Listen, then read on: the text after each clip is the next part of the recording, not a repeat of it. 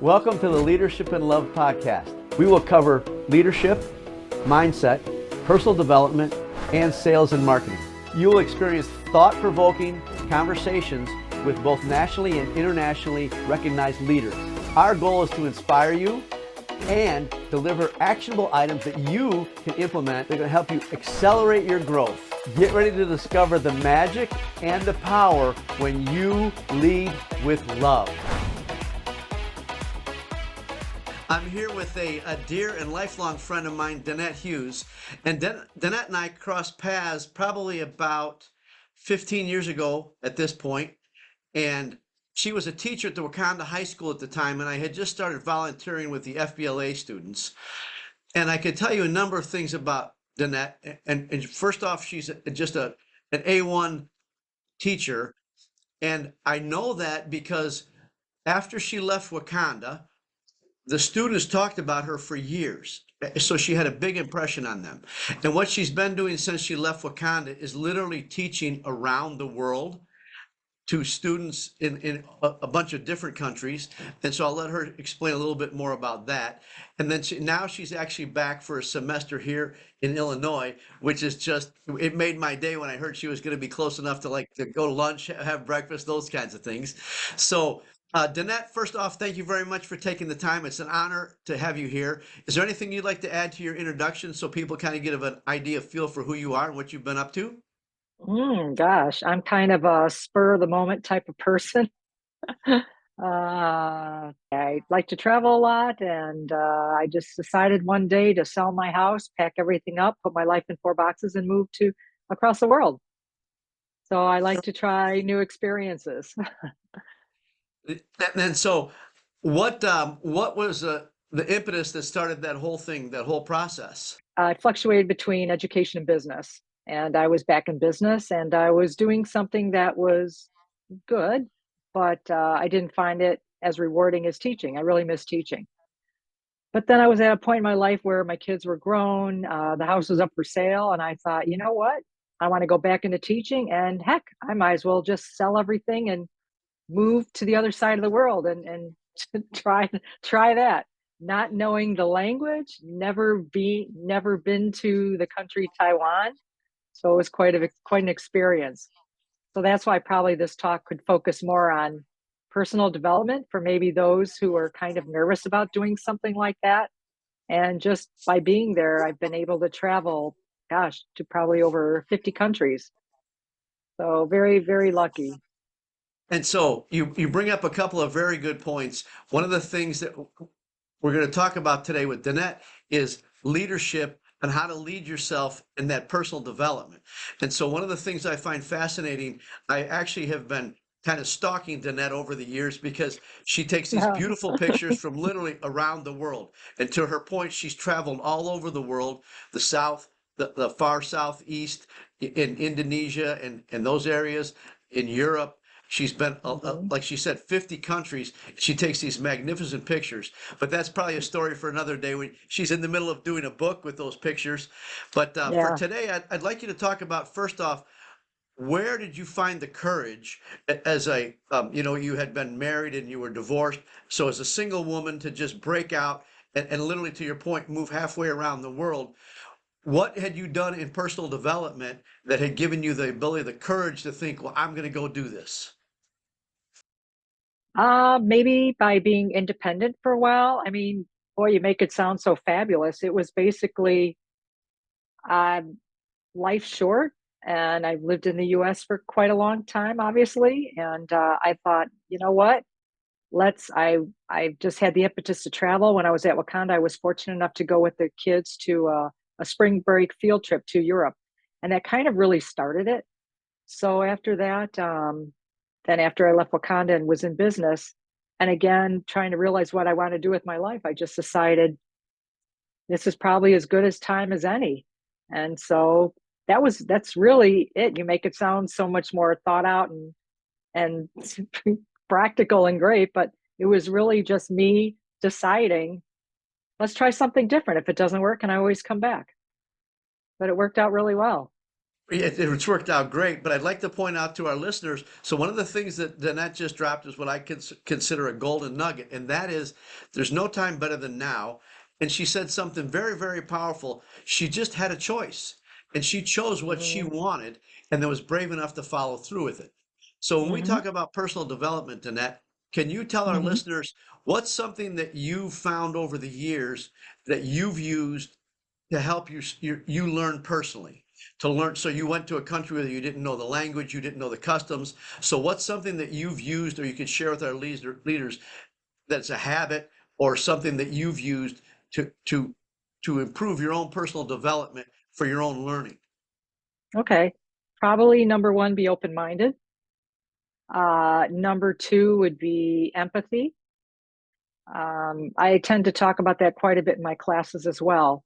Uh, put yourself obviously in the other person's situation and try to understand it, and just go with a positive attitude. And if you don't know something, ask questions. There's many times in Taiwan specifically where I will just smile and point to things because I don't know what I'm eating, but if you, and you know what? People are generally very helpful and very kind. I have not run into anyone who is rude in any of the countries.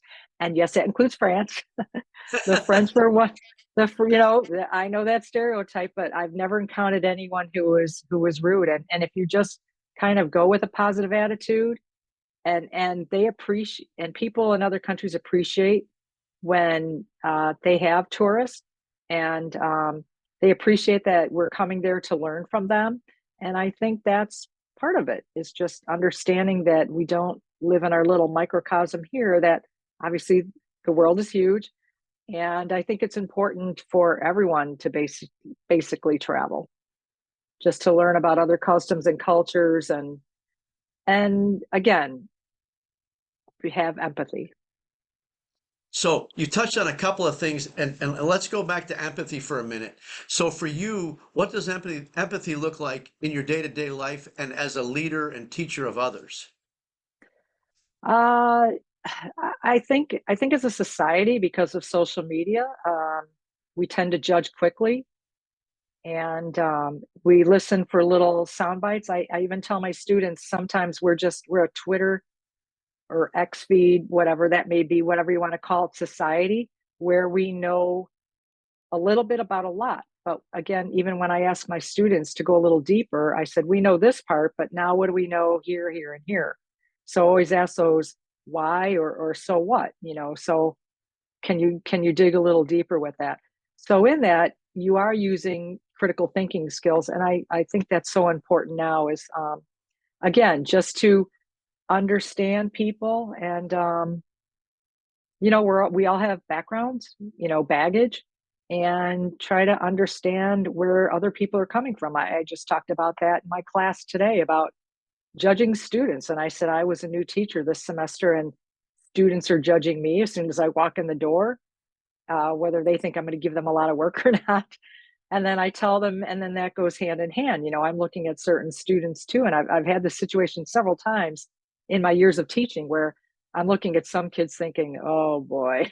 And it turns out, I was telling the story today where this one student of mine was actually, he didn't look the part, but he was actually the smartest student in my class. And by looking, we were talking about direct and indirect characterization.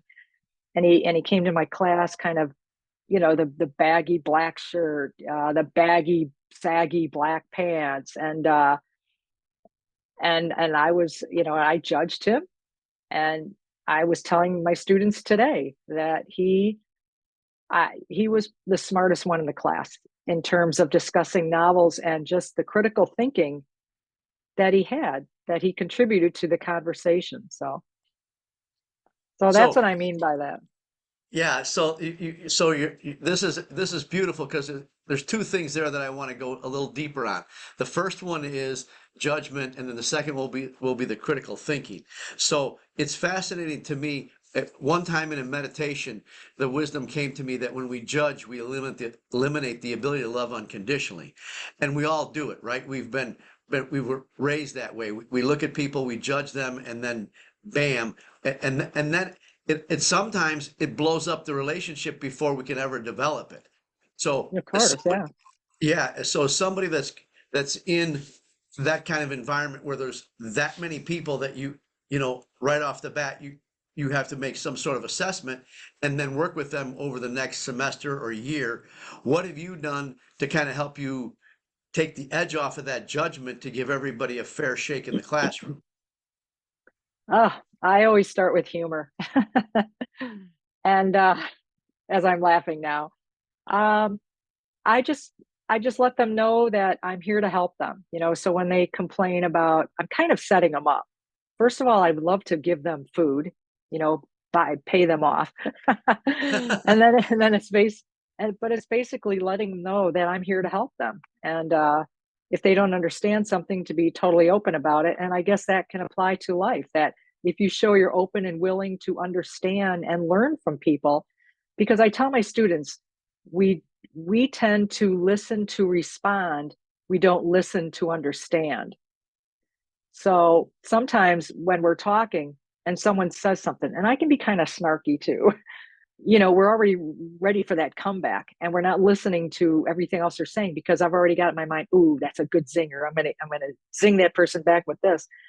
And then you're not listening to anything else they say. And so I try to tell my students, basically, in our society, let's listen more instead of just respond. Yeah, I would agree, and I think that's very powerful for leaders of any organization, right? Whether you're in a family, whether you're a teacher in a classroom, whether you're in a company. I would completely agree with you. We don't listen, and it's becoming a lost art, right? Mhm. It takes practice to be a very good listener, to listen long enough. One of the things I like to share with people, I learned this, I forget where now, but let somebody finish talking, and then when they're done talking, take a breath, because they're probably not done talking. They're just pausing to take a breath. And if you take a breath, it's going to let them go on instead of you talking over them. One of the things Mhm. I think that you're touching on just such wisdom. One of the things I like to go back. Well, I think that this is what's so fascinating for me about doing this podcast is that as I talk to people, everybody has wisdom in some way, shape, or form about something. Yeah. And so if you ask the right questions, you said something very powerful earlier about, and this is again, I'd like leaders to take this away for something they can implement immediately. Whatever your challenge is in your family, in your organization, wherever you may be, if you ask everybody in the organization for help or a solution, you'll be amazed at who's going to have a wisdom that you don't have. And I've had in one of my own companies, we had a problem in production with the body shop. We had a problem with the guys in the back had a challenge with production. I got the entire company together, and oddly enough, one of the females that worked in the office never fixed a car. She had the solution. But had we not put Mhm. everybody in the room and asked the question, we'd have never got her wisdom. So what you said was very powerful about, asking people and understanding that you need to listen because they have wisdom and experience you don't have. It's why I Mhm. love doing this podcast because I get to talk to people like you, Danette, who we've known each other for a long time. But again, these conversations bring out things that I don't know about you and that you might not even thought about. So I'd like to Mhm. go back to the other point that you touched on, critical thinking. What do you do? And I think this is on the verge of the listening too as well. It's starting to be a lost art to be able to critically think, right? People just get information from these sound bites like you were talking about in social media and other places, and then they just go with that being the gospel. That's the truth. That's the only option. And I saw it on TV, so it must be true. So, what's one of the Mhm. things that you teach people, students specifically, on how to Mhm. critical think?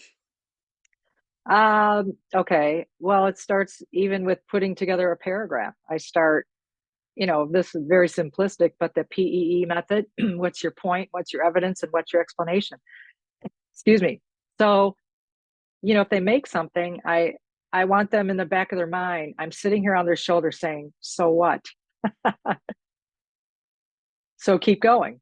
Okay. So, and keep going like that. So kind of, that old, peeling away the onion layers. Well, that's what I want them to do because just today I was talking about how a memory when I was in college, I was in an art history class and we had to analyze.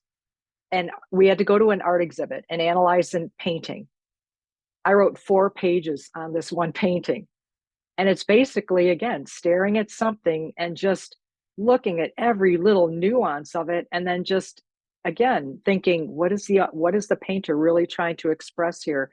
What's his theme? What's his tone? All that. And so that's what I try to instill in my students. I said, for example, when we're reading poetry, there's some poetry by the British lit authors that I have no idea what they're talking about. So again, I have to research them.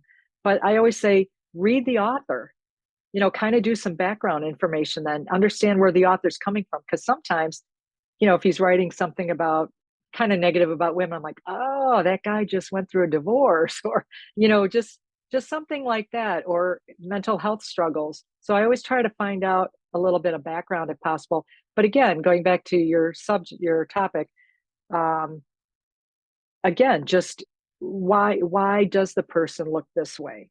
What triggered the person to act this way? And just and prove it in that dialogue that you've read. Right. And I think that's a very good point, because I think that kind of analysis and critical thinking can make it a whole lot easier, one, to be empathetic, which is what you've talked about. And the other thing is to try to get to a resolution or solution, because to your point, you've got somebody kind of looking at the world through your glasses, if you will. Yeah, so it's kind of giving them a different perspective. And I'll tell students, if they have to write, for example, a persuasive essay, and it'll be on a piece that we've talked about, and they always say, well, how many pages? And I said, well, and I usually say enough to sell me. So if you can pick a particular theme or topic, this pertains to society, if you can sell me on your belief and then cite evidence, real evidence, like we always talk about your sources, check your reliable sources. And if you can sell me on it, because sometimes it's a perspective that I never thought of. And that is in life as well. It's not just reading a novel, because I could walk away with my background something totally different than what a 16 or 18-year-old student is going to walk away with, or any of us, because we're all placing our perspectives into something from our previous experiences. So I say, okay, be empathetic toward that, and learn from each other. Yeah, I think that's fascinating, because one of the things you just touched on is check your sources. One of the things that's become very evident to me in the last, I don't know, year or two specifically, is gossip, and how destructive that Mhm. is, and how, as Yeah. a leader, somebody's going to tell you something, and it's just gossip, right? They don't have, to your point, they don't have any hard evidence. They have no Mhm. proof. It's just their idea of something, or their point of view, or them just creating hate and discontent just because they want to create hate and discontent. And Mhm. often, and I know I've been guilty of this in the past, is that somebody will tell me something and then I'll run with it, right? And then I'll go Mhm. say Yeah, or we're do. human. Well, right. And then I'll go say or do something that I regret later, because the information I got wasn't accurate. So one of the things I like to ask is why, right? It's what I learned in the Toyota way. I don't know if you're familiar with lean manufacturing, but they teach the 5 whys. If you ask why 5 times, doesn't always take 5, but usually you're going to get to the root of the problem or what's going on. But at that point, we're dealing with real evidence, not hearsay, gossip, or whatever that may be. What's one of the things that you've done? Because as I said at the top of the episode, it was amazing to me. It was amazing to me how much the kids remembered you, how highly they thought of you, and how deeply you impacted them. Because I wasn't exaggerating. For years after you were gone, everybody's still talking about Miss Hughes. So I'd like to share with our listeners, as the leader in front of that classroom, there's no doubt you were leading with love, because they wouldn't be talking about the way that they wouldn't be speaking of you the way they were had you not touched their hearts. So what do you do on a regular basis? Because it's clear that, and you may not even be aware of all of it at this point, right? It's just become who you are in front of a classroom, but what are you aware of and the things that you do when you're leading that classroom that touches their hearts? Well, I've had a couple students tell me uh, I treated them with respect and I treated them like adults. That's number one. And it's funny you mention that because I just had a couple students come in my class after school today. And I've only been at my new school for about 3 weeks. And the kids come in and they say, "Oh, we always stop in." And so I'm like, "Oh, hi." And they told me, "Yeah, we missed the previous teacher." And what they'll say is they'll say some of the students said they missed, the previous teacher, and they said they liked him because he gave lots of packets. Okay, and I said, "Okay." And then two of the students said to me, they said, "But we like you because you make us think." And so I thought, wow. And these are freshmen. Wow. And so, yeah, yeah, these are freshmen saying this. So, because they're always like, "Oh, is she going to be hard? Is she going to be easy?" But I already am questioning them. Why did you write this down? Or there was one assignment they did and it wasn't very good. So I said, okay. And I went to the board, modeled it and said, this is exactly what I want. Um, ensure logical flow, but prove your point. And I'm always quoted by my students, I want meat with that answer. Give me like this much of a response. So when I ask you about it, you can cite evidence per that story or novel or whatever that may be, news piece, that you can cite your evidence and be able to explain why that proves your point. And so, how do you put love in that? Because that's the process. And you said respect, but what are you doing so that they know you care? Because it's very evident that you do. I bring in food. I seriously have. There was one situation where a student didn't do well. He never did well on vocabulary quizzes. I would give the vocabulary words on Monday, and every Friday we would have a vocab quiz. That was my standard every week. So some of the kids always knew Monday vocab words, Friday, the quiz. So this one student in particular didn't ever do well. So I told the class, I said on Monday, okay, I'm going to give these words out. I said, and if so and so gets a 100 Friday, pizza party. They're like, what? I said, yeah, no, pizza party for the class. And there's about 25 kids in the class. So I said, pizza party. So what was really interesting, there was a couple of things that happened. The kids would come into class and every day they would quiz this particular student on some of the vocab words. So I'm like, okay, that's cool. That's really nice. And it kind of built that family because that's another thing that's really important to me. I said, no one's better than anybody else ever, anywhere. I don't care how much money you have or what you look like or anything like that. We're all equal. Okay. And so they would quiz him on it. And Friday, the test comes. So everybody takes their test, they bring it up. I grade his first 100. So I announced The, to the class, kids, so and so got 100. And they're like, yeah, yeah, slapping them on the back and everything. And they're like, pizza. I'm like, yep, you're right, pizza. But the best part of that was not only did the student look like a hero for the class, because thank you, we have pizza now, but he came up to me and after class and said that was the first 100 he's ever received. oh my gosh. Yeah. And so for our listeners, so I love the stories that come out of these episodes, and that one brings tears to my eyes because Danette, seriously, Danette touched on a couple really powerful things, right? She knew the team. It wasn't money. She knew that pizza would make their hearts go pitter patter. And then she got the whole team, the classroom involved. Hmm. I want you to think Hmm. about how you can do this. And here's the beauty of how these things work. So I'm gonna tell you a story, Danette. Let me look at it. So literally 2 hours ago at one of my businesses, the body shop. I bought everybody in the team ice cream, and you'd have thought I'd Mm. given them gold. You'd have thought I'd given Oh, them it's so gold. it's the little things, the spontaneous little things. What, and it's to your point. It's knowing them well enough to know that pizza party is going to be a big deal. I want to share with you, and I want this to lead into something else. I read a book by Phil Jackson, The 11 Rings. I don't know if you've read it, but he had 11 championships, and six of those were with the Chicago Bulls. And in Hmm. part of that book, he said when he was with the Chicago Bulls, every year he would buy everybody on the team a book.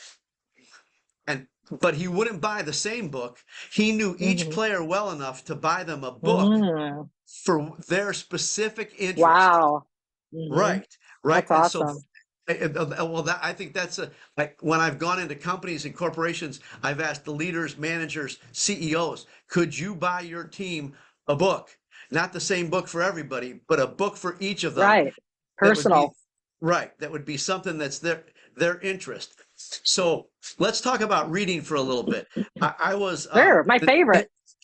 well, one of mine too, and so I'd like you to share with our listeners why is it important to read? When we talk about personal development, I think it's at the top of my list, but I'd like to know why you think it's so important to read for personal development. Again, well, obviously, number one is become educated. I like to read a lot of nonfiction too. I mean, in front of me, I have so many books: Extreme Ownership, Dare to Lead, 48 Laws of Power, Leaders Eat Last, all kinds of, Think Again, Atomic Habits. I have all these self-help books, if you will, that have been really instrumental in helping me kind of figure out what I want to do with my life. Because I think life of chapters. I know it's cliche, but yeah, you just it lets you think about other opportunities. Um, Also, again, when you read something, why, again, the critical thinking. Why? What do you like about it? What are the main ideas? What are you extracting from that you can apply to your personal life? So obviously reading, and it's fun. There's so many cool things that you can learn just if you read, just what about other countries. I mean, it makes me want to go. Uh, Being a better person. I had read the book Flow. It's about happiness. I mean, you know, it just gives you a different frame of mind where you're not walking around kind of all, doom or just in a bad situation. It makes you think of the positive aspects of life. Well, I would agree with you, and I think that you touched on something that's very powerful there, and I'd like to share it with our listeners. One of the things that there are no magic books, there are just the magic things that you do by taking action from something that you learned in the book. So thank you for pointing that out. And you also pointed something else out that I'd like our listeners to understand. When I read a book, I read it like I'm having a conversation with the author. Do I agree with them? Hmm.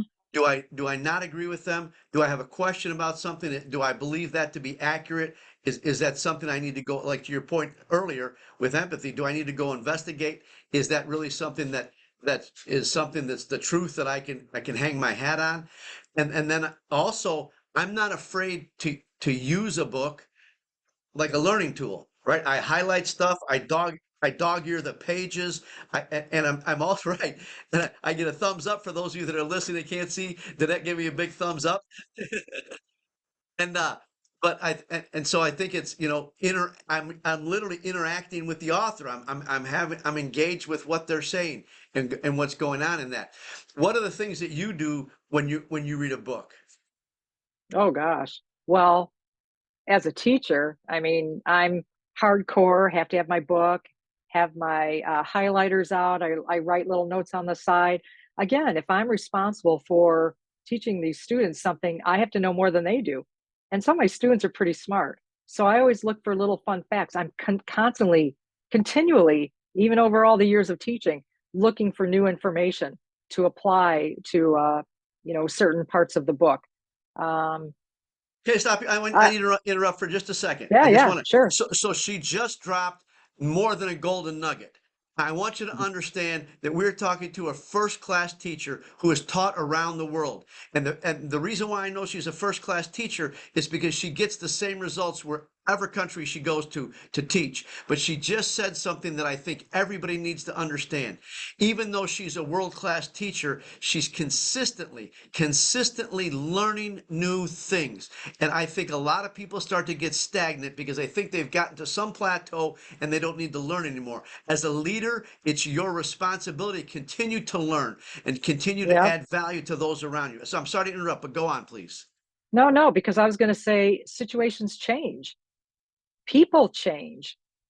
So you continuously, I totally believe in that. You have to be a lifelong learner. I think it keeps you informed. I think it keeps you engaged. Um, do I want parallel structure here? I think I have to think of another one, another verb. Um, you know what? It keeps you exciting because people want to talk to you because you're interesting. And I think reading gives that to you. Reading, traveling, just talking to people makes you interesting. And that's why, as I get older, you know, I, I still want to be interesting, interesting. People So want to hang out with me. preach it, sister, preach it. I can tell you, Yeah. well, because it's the truth, right? I'm long over the boring conversations about the weather or about what the Chicago Bears did or with your sports team in your area, right? I want to talk about things that engage and stimulate my mind. And I love to have conversations with people that have a different point of view because it opens my brain to a whole different possibility. But reading stimulates these powerful conversations with people. And that's when you learn, and I'd like you to talk about this for a little bit because I've Hmm. learned mentoring the high school kids with Future Business Leaders of America, FBLA. Hmm. I Hmm. have gained so much wisdom from the students, right? Yeah. I am always a student myself. Can you talk about Hmm. that? How you're constantly learning from people that some people would to you what we talked about kind of going full circle. Some people would judge somebody as young and saying they don't have wisdom, they don't have anything I can learn from them. Can you talk about that for a little bit, please? Yeah, because they definitely know more than myself in terms of technology and social media, and uh, they can teach me about what it's like for them growing up in this age. Because I was saying, back in my day, we didn't even have computers. Right. I remember when I was in college, I had my Smith Corona electric typewriter, and going to the computer lab at 2 or 3 in the morning, running what it was a PL1 or Fortran, and having the stacks of papers that you had to put into the computer. Um, and now they have literally the world at their fingertips. And it's interesting to me because you just said something very powerful again, and you just keep dropping these Oh, golden nuggets that are big. And one of them is that we really truly live in an age where you can learn anything by going to the computer. I yeah. mean anything. I have a friend of mine, she's in Kentucky, and she's actually building a little house. And this is a woman who's an event planner, and she went on YouTube and watch Hmm. 7 or 8, 9 videos, and she's building walls. Oh my gosh. Well, that's what I mean. I mean, you can. It doesn't matter how old you are. I mean, I don't judge people by their age because you can learn from anybody. I mean, it's a simple matter of asking somebody for directions somewhere, in another country. I mean, I'm not going to act like I know where I'm going, and oh, you're too young to know this information. And I think you have to go with that. And the people nowadays, they do have different ideas. And what's to say mine's better than theirs or theirs is better than mine? But if we can kind of mesh them together, you know, that's what makes it work. You have to be Yeah, open minded. right. I think that's very critical and very important, especially in today's age, right? We've gotten to a point where nobody's open to the conversation. You Hmm. either completely agree with me or you're an idiot. And we're not going to have a conversation. And it Hmm. and it's gotten Yeah. us to where we are in the world today. One of the things I'd like to share a quick story is I saw Will Smith on the Tonight Show with Jay Leno, and this is long before he slapped the crap out of Chris Rock, and Hmm. talk Yeah. about going from hero to zero in a flash. Right. But Right. he was promoting the movie Independence Day, Oh and yeah. Love that yeah, movie. yeah, and Jay Leno asked him a question and said, "Hey, what's your secret?" to success because he'd been a rap star and then he'd been a sitcom TV star. And at this point now he's a big movie star. And Chris said, I'm sorry, Will Smith said, reading and running. And so these are guys are naturally two comedians, but Jay Leno doesn't get funny. Jay Leno asks Will Smith to explain. And Will Smith said, running, because he said, when I had to get in shape for this movie, I realized my body could run further than my brain thought. And he said, reading, because he said, I don't care who you are or what your problem is. Somebody's already had the same problem, figured it out, and wrote the answer Mhm. down in a book, Mhm. right? Mhm. And, and, Yeah. and one and one of the things I share with people is an app out there called Hoopla. If you have a library card, you can download audiobooks for free. So if you're too darn lazy to actually read, now I don't know about you, but I love the feel of a book in my hands. And Me too. Yeah. yeah, I listen to some books, but I really still like to read. What's Mhm. Is there anything else that you'd like to share with our listeners on how to develop personal development around learning? I mean, I would just be kind of reiterating what I've mentioned already is just be open-minded, um, be willing to learn, and also understand. Um, oh, and also, if you don't know vocabulary words, look them up because we tend to. I get lazy too, and I'm like, oh, what's this word? Because, and the only reason I do is because I think a student may ask me about it, but it's so important because I don't think we're expanding our vocabulary either. So if there are some great imagery and they're using these awesome words, I want to know exactly what they're saying. And I'll ask the students, why did they pick that particular word or passage? How profound is that? Or an example of allusion, reference to the history, Bible, literature, any of science, anything like that. I said, well, why would the author specifically pick that example versus a different example? And this is again into that critical thinking. Well, maybe he or she really want to expand on the fact, whatever that may be. So again, any little nugget in there, I can analyze the heck out of. Like I said, I wrote a 4-page paper on one painting. And then in high school, my research paper was 40 pages long. And I dressed as Gandalf to present because I had to talk about The Hobbit and the Lord of the Rings. My dad brought in dry ice. It was pretty cool. But again, reading and I was telling my students this today. As a matter of fact, I said all the kids. I was a senior. All the kids had one book to read, and my teacher said, "You're going to read The Hobbit and the trilogy." And of course, me being a typical teenager said, "Well, that's not fair. Why do I have to read 4 books?" And all he said was, "I know you can do it." Oh, No ifs, ands, or buts. And you know what? He was right. I had my little back then, my stack of note cards and all rubber band together, and I had my typewriter here, and it kept me organized. And I went to the library, as you mentioned, did checked out all the books and just did a bunch of research that way. yeah, that's so Danette just dropped a couple other things very powerful. One of them is the ability to push yourself past what you think you can do, right? And as leaders, we often have to put that into other people and let them know that they can do that. I read something that's very fascinating, and I want you to, as our listeners, to take this away with you. She said, on my phone, I have the app Webster's Dictionary, and I put it on my phone on purpose. I read every day. Every day I read something, and I choose that specifically, right? Something that I'm interested in, and I'm like you, Danette. I'm interested in darn near everything, right? I just because I'm curious about everything. But my point to this is to what Danette said. I learned that if you come to a word and you're learning something or reading something and you don't know the definition of that word, your brain will not remember anything after that. Right. And right. And so what I do now when I'm reading, I'll go to my phone, I'll go to my Webster's Dictionary app, I look up that word, and then I go back. And to your point, Danette, I go back to the beginning of the sentence and start again. And then I say the definition in my head when I get to that word, and that whole sentence changes.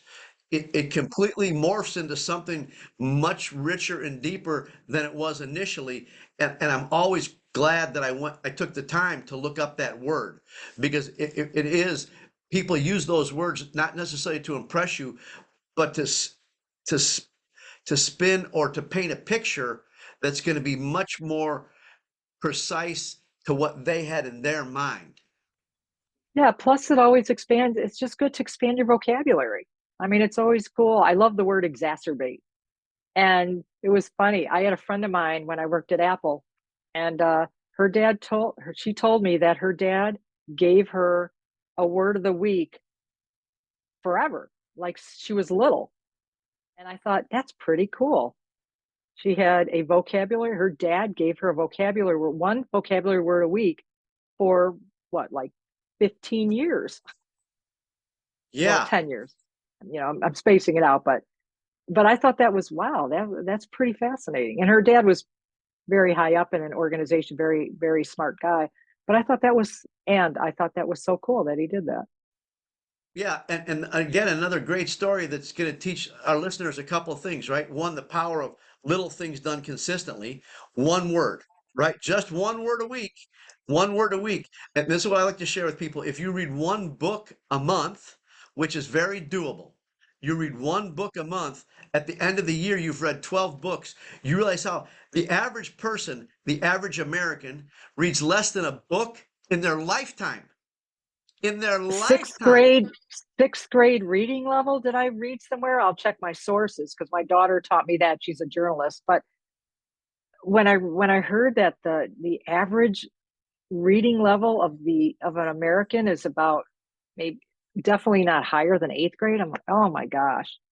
So that's that needs to change because reading is just fun and educational and just all that. And I think it actually becomes a little addicting because for me, I love the, like I said, I love the conversation with these people that have life experiences that I don't know or I haven't experienced. So whether you want to, learn a new book, I'm sorry, learn a new word every week or read a book a month, and think about the span of a lifetime, right? This is how I learned from Darren Hardy that, these little incremental steps is how you change the game. But it's little steps over a stretch of time. You've been a runner, you travel, you do all these things. One of the things, just a brief comment about learning. So I've watched Danette literally travel around the world, and she told me that she can pack. And now this is a woman. For you listeners, this is a woman who can pack in a backpack, right? You can pack a backpack, and you're gone for weeks. Oh, weeks, 4 months. Well, I there was you just go. I was just in Europe for 4 months and I had my Osprey 55L backpack and I'm And really that good. and that was I'm it, really right? good at packing. Yeah, that was it. Yeah, But two but pairs of that's shoes for a woman. What? Two pairs of shoes? What? but but that's the power of learning and that life experience, right? Of you did it, you tried it, you revamped the process, Adapt. and and adapt to what you needed, and what's really critical and important, and what's a bunch of waste that people just drag around. And that what makes a good leader. Be adaptable too. Right, Flexible. without a doubt. You've got as a leader, you've got to be adaptable and flexible because nothing. This is one of the things I've come to understand. Nothing stays the same. No. N- Nothing How stays the same. how boring that would be. Right, right. And so in that moment of the constant change, you just have to be kind of calm and patient and kind of like watching a show and be curious of what's going on in front of you, but not react and Hmm. blow up and be the crazy person because nobody likes that person as a leader. Well, and I can relate to that just by traveling to all these other countries and the transportation, you know, looking for the trains and figuring out which way. Oh, okay, looks like I'm going the wrong way, so I have to look and in Chinese. Okay, I think I better get off here and take the other one, go on the other side. And even when I was in Japan, they're very particular with how you go up and down the stairs. You have to be on the opposite or the escalator, and I think the stairs you have to go on and then the opposite side that we're used to. So you have to become accustomed to that. I told the story today again about culture. In Japan, I'm at a ramen restaurant, and all these guys are sitting next to me, and they're all have their bowl of ramen. They're going slurping really loud. And I said, "Oh, it is true. The louder you slurp, the more that you enjoy the food." And I'm like, "Wow." So what you read comes to fruition too. So that's Right. another thing, especially reading about the other cultures. You're like, oh, that does happen. Okay, all right, but but it was still interesting to hear that. Yeah, well, and I think that one of the things that I've really gained from traveling around the world is that at the end of the day, the majority of us are living with just an extreme amount of luxury, right? We take running water, roof over our Yes. head, food, Mhm. warm Mhm. water, clean water. We take it for granted. And you've been there too. There's places in the world they don't have clean water, or that when Right. they, they lay down at night, they're under the stars. Yes, that's absolutely true. Yeah. Yeah. So it Is make it makes you appreciate what you have, but I also found that we're all the same because people will ask me, "What are the kids like in this country or this, here?" I said, "Kids are kids, and you know what? As human beings, we all have the same for the most part, we have the same values. We all care about family. We're respectful. Um, we like to be with other people. We're social beings. So that's what you find. We're all the same. Yeah, there's a great song by Styx. I think it's off the Oh, Grand sticks. Illusion album. Wow. Yeah, Uh-huh. yeah, yeah. But there's a line in a song, and that's exactly what it says. Deep inside, we're all the same, because Yeah. we all want to be respected. We all want to be heard. We all want to be Yes. loved. We all want to be appreciated. It's the Right. same, Exactly. Hmm. and we all have the natural desire to be part of a community. I think that's why leadership is so important because, there were in our history, there was a time when if you were banned from the group, you would die, right? Hmm. Hmm. Back in the Hmm. day, Hmm. when we were being chased by saber-toothed tigers. So we still have this Yeah. innate, You have to be faster, that's right. But we faster have than the this, other person. yeah, yeah, you don't want to be the slowest one in the crowd. But we have this innate desire to be part of a community, and that's because it's passed down from thousands of years because there was safety in that community and there was longevity, right? Because you could teach and I could go build a house and somebody else could plant the food and that kind of stuff. So and I think that's when we talk about leadership, I think that's the importance. And you said this earlier about your students, and I'd like to share it with everybody. In an organization, there's really nobody any more important than anybody else because Hmm. it's like Right. the line of dominoes, right? You take one domino out, the thing stops. Hmm.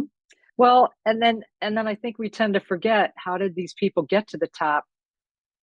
All the people underneath built that up to the top. So everybody is part of that critical mass that made that company or whatever that may be, that organization successful. It's not just one person. Maybe one person has a great idea, but you can have great ideas, but if you don't know how to act upon them, it doesn't matter.